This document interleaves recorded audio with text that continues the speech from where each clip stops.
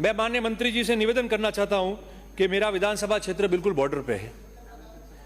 गुजरात के बड़े शहर, नामी शहर उसके बिल्कुल संलग्न लगते हुए हैं। आज हम लोग राजस्थान में पधारो हमारे देश के नारे देते हैं और पर्यटक जो है उस पर हमारी जो रेवेन्यू काफ़ी आती है। और मेरे उस विधानसभा क्षेत्र से जो रामदेवड़ा जी जाते हैं, जैसलमेर जाते हैं, बाड़मेर जाते हैं, सुंदा माता जी जाते हैं, वो सब लोग वहाँ से आते हैं। तो निश्चित रूप से दूसरी जगह भी हमने देखा है वो जो शहर है, वो जो नगर पालिका है, वो इतनी सुंदर साफ सफाई वाली होनी चाहिए कि आते ही जो हमारे प्रदेश के अंदर पर्यटक आ रहा है, धार्मिक पर्यटक आ रहा है, दूसरा पर्यटक आ रहा है और जो वहाँ लोग रहते हैं, ऐसा महसूस होना चाहिए कि इतना साफ सुथरा और नगर पालिका क्षेत्र में सारे संसाधनों के साथ में ये शहर जो है उसको अच्छी तरह से स्थापित किया है। पिछली सरकार में उसको नगर पालिका बनाई, आसपास तहसीलों में नगर पालिका है। आज ये स्थिति है वहाँ कि किसी प्रकार का जो है स्टाफ नहीं है। चार्ज जो है वो पड़ोस के नगर पालिका वालों को दे रखा है और वो भी अधिशासी अधिकारी या आयुक्त है उनको नहीं, अधीनस्थ स्टाफ को दे रखा है। तो मैं समझता हूं कि जिस देश से नगर पालिका बनाई और बॉर्डर की नगर पालिका है तो उसमें कामकाज जो है वो पूरा नहीं हो पाएगा। मेरा आपसे निवेदन है कि उस नगर पालिका में सीवरेज जो है उसकी योजना को लागू किया जाए ताकि उस शहर में सीवरेज की संपूर्ण व्यवस्था जो है नगर पालिका के माध्यम से हो सके। नगर पालिका कार्यालय के लिए हमने भूमि आवंटित कर रखी है, अभी तक उसमें काम शुरू नहीं हुआ, टेंडर नहीं हुआ, बजट अलॉट नहीं हुआ है, तो नगर पालिका चलेगी कैसे? तो उसके लिए जो है जहां ये नगर पालिका बनी है उसकी भूमि पर तुरंत नगर पालिका का जो कार्यालय है उसको स्थापित किया जाए। और फायर ब्रिगेड नहीं है एक भी। इधर पड़ोस गुजरात सांचौर 2 दिन पहले आग लग गई, सांचौर से 50 किलोमीटर से जो है फायर ब्रिगेड बुलानी पड़ी। कभी कभार ऐसी स्थिति होती है कि पड़ोस में कहना पड़ता है कि फायर ब्रिगेड भेजो और लाखों का नुकसान हो जाता है, वो अलग। आगजनी हो गई, माल जान सबका नुकसान होने की संभावना बनी रहती है। तो कम से कम ये जो छोटी छोटी बातें हैं जिसको जल्दी हम कर सकते हैं वो तो हो जानी चाहिए ताकि उसकी संपूर्ण व्यवस्था जो चली जाए। आज पर्यटक आते हैं, इतने सारे दुर्घटना हो जाती है, उसके लिए व्यवस्थाएं करनी पड़ती है क्योंकि वो तो एंट्री पॉइंट है। इतने मैंने पूर्व में आपको कह दिया, इतने बड़े शहरों में और धार्मिक तीर्थ पे जो है इतने हजारों लाखों की संख्या में पर्यटक वहाँ आते हैं, धार्मिक पर्यटक आते हैं, मगर हमारे पास में जो है वहाँ वो व्यवस्था नहीं। उसका मास्टर प्लान की बात चल रही है, मास्टर प्लान को जल्द जो है उसको करना चाहिए ताकि मास्टर प्लान अगर जल्दी हो जाएगा तो उस शहर की जो है वो किस रूप में वो शहर बसा जाएगा, कैसे काम होगा, उसका जो है एक रूपरेखा तय हो जाएगी। इसलिए मेरा निवेदन है आपसे कि ये जो मैंने मेरे विधानसभा क्षेत्र में जो नगरपालिका रानीवाड़ा बनी और वो आवाज़ और वो मांग पक्ष विपक्ष आमजन सबने मिलकर की थी, इसलिए पिछले कार्यकाल में सरकार ने उसको नगरपालिका बनाई थी। एक मेरा निवेदन आपसे ही रहेगा। सभापति जी, पिछला बजट जब हुआ और उसमें जब हम डिमांड पे चर्चा कर रहे थे 26 जुलाई को, उस समय मैंने एक सुझाव आपके समक्ष रखा था, सदन के समक्ष, कि ये जो नगर पालिका है, जिस तरीके से पंचायत समितियों में और जिला परिषद में हमने सीओ बिठा रखा है, उसी तरीके से डीडीआर काफ़ी नहीं है तो एक व्यवस्था ऐसी जिला स्तर पे होनी चाहिए जिसकी वजह से इसका काम सुदृढ़ हो जाए और अच्छी व्यवस्था हम लोग तय कर सके। माननीय मुख्यमंत्री जी ने जब मेरे ख्याल से एप्रोप्रिएशन बिल पर जवाब दे रहे थे, जब 29 जुलाई को उन्होंने एक घोषणा की थी कि समस्त नगरीय निकायों में जन सुविधा के कार्य समयबद्ध एवं गुणवत्तापूर्वक रूप से संपादित हो सके, इसलिए जिला स्तर पर जिला नगरीय आयुक्त डिस्ट्रिक्ट म्युनिसिपल कमिश्नर की नियुक्ति किया जाना प्रस्तावित है।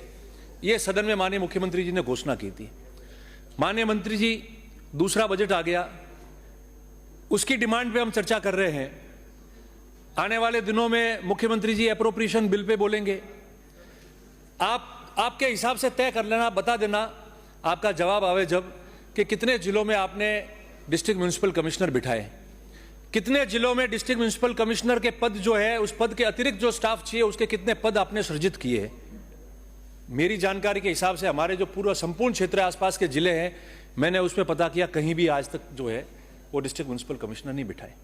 मेरे कहने का मकसद ये है कि अच्छा सुझाव था, धन्यवाद आपका, आपने उस सुझाव को लिया और उसकी घोषणा भी की। निश्चित रूप से इसका जो है फायदा सबको मिलेगा, पर वो पद सृजित हो जाने चाहिए थे। डिस्ट्रिक्ट म्युनिसिपल कमिश्नर, जिला नगरपालिका आयुक्त जो है वो बैठ जाने चाहिए थे, पद सृजित हो जाने चाहिए थे और उस पर कार्य शुरू हो जाना चाहिए, जो नहीं हुआ।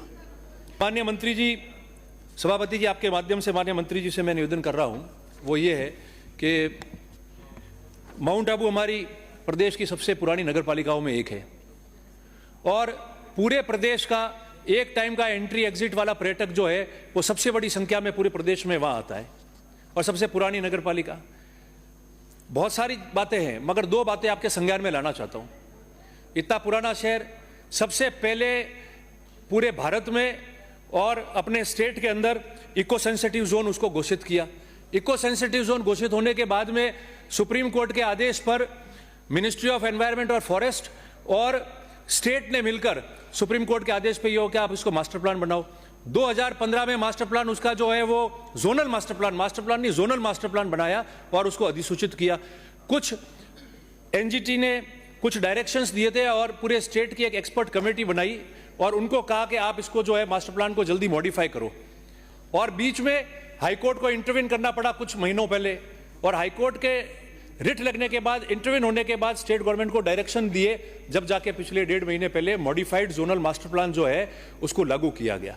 मेरे कहने का तात्पर्य यह है कि जहां पिछले 20-30 साल 35 साल से राइडर्स लगे हुए थे, लोग कंस्ट्रक्शन नहीं कर पा रहे थे, जिनको रहना है वो बराबर रह नहीं पा रहे थे, व्यवसायिक उनके प्रतिष्ठान को अपडेट नहीं कर पा रहे थे, ऐसे संकट आ गया था मानव जीवन पे कि लोगों के जो है शादी ब्याह के रिश्ते करने में तकलीफ आती थी कि व्यक्ति रहेगा कहां।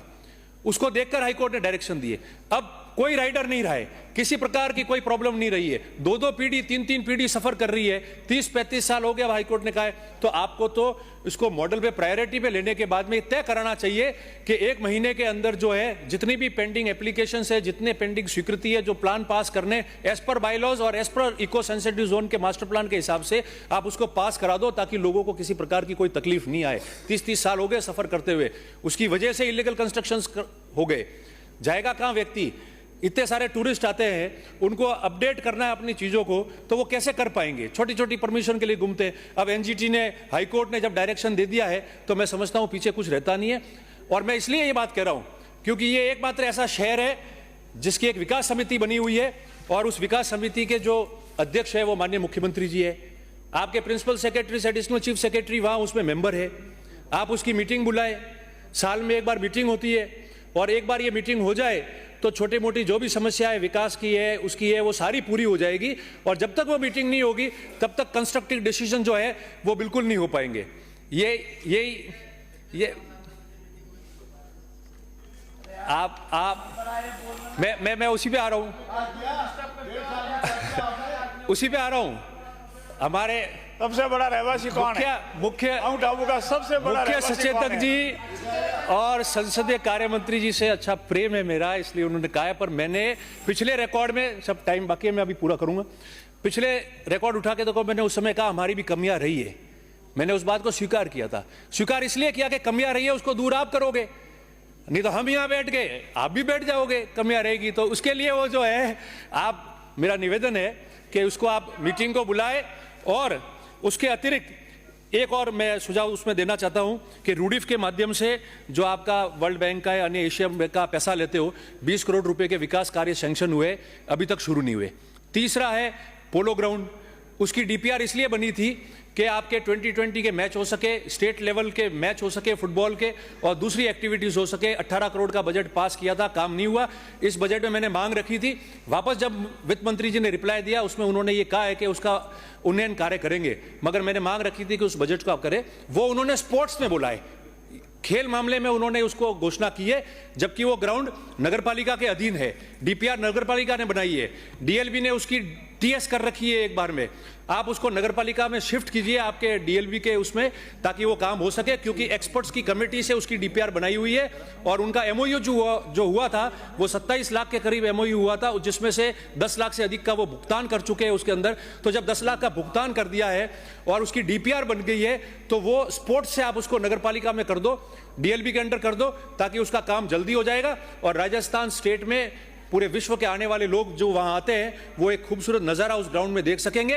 आप 2020 के मैच वहां करा पाओगे, फुटबॉल के मैच करा पाओगे, और संपूर्ण व्यवस्थाएं जो है वो आप तय कर पाओगे। आपको मैं धन्यवाद दूंगा। इसी के साथ अपनी बात समाप्त करते हुए सभापति जी आपका आभार, बहुत बहुत धन्यवाद।